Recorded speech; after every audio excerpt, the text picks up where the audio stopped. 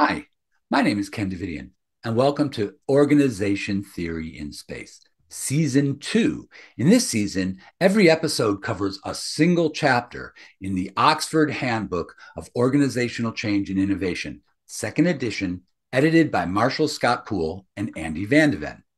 This video covers Chapter 6 of the handbook, entitled An Effectual Entrepreneurial Model of Organizational Change, Acting on, Reacting to, and Interacting with Markets as Artifacts. In this chapter, we'll talk about effectual entrepreneurship and how it works, or the effectuation process. We'll cover the effectual entrepreneurship heuristics, its process diagram, and how the effectuation process helps overcome common starting barriers to entrepreneurship. The effectuation process is driven by 5 heuristics. The first is referred to as bird in hand, and basically advises you to only work with resources you control, such as who you are, what you know, and who you know. The second heuristic is referred to as affordable loss, and it advises you to control your losses by only investing resources, such as time and money, into entrepreneurial ventures that you can afford to lose.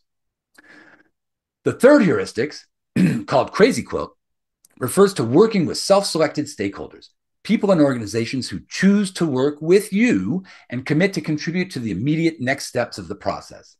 In other words, this is a way to control the near future, the next steps of the project. The fourth heuristic is called lemonade, and in an attempt to control the unpredictable, this step advises you to work creatively to transform uncontrollable circumstances that you encounter into opportunities. Finally, the last heuristic is called pilot in the plane. And this step advises that entrepreneurs to help co-create their environment, to expand the pool of available resources that can feed back into the bird in the hand step, to generate new organizational goals and constraints that further define the affordable loss constraints of the organization. In diagram form, the effectuation process is shown here. And I've highlighted where the different aspects of controlling the resources, losses, near future, unpredictable circumstances, the environment, and the organization all come into play.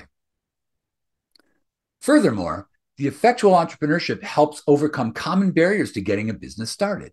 These barriers are expressed in statements such as, I don't have a brilliant idea, or I don't have the resources, I don't know what to do, and I'm afraid to fail. These are all addressed by the principles of effectual entrepreneurship as described earlier.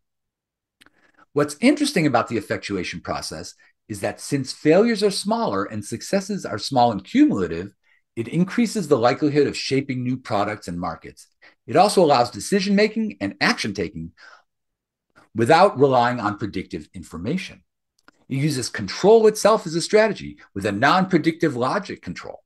And it is proactive and interactive in reshaping its environment.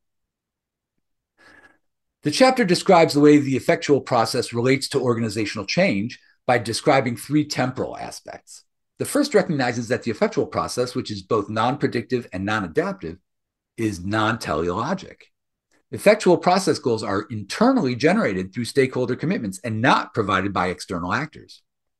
Timing of the pursuit and delivery of organizational goals are not necessarily predictable ahead of time and definitely would not be achieved without the internal stakeholders and their resources.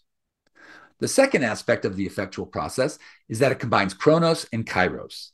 Chronos, or time that follows a linear and chronological order, as is typically perceived, is experienced on a daily basis by organizations. Simultaneously, effectual entrepreneurs conduct their work to co-create unplanned opportunities and new products, which are the definitions of kairotic time and events. Finally, the effectual process takes control of time by recognizing that time is a resource under the control of effectual stakeholders, and it is used to create valuable possibilities for the organization.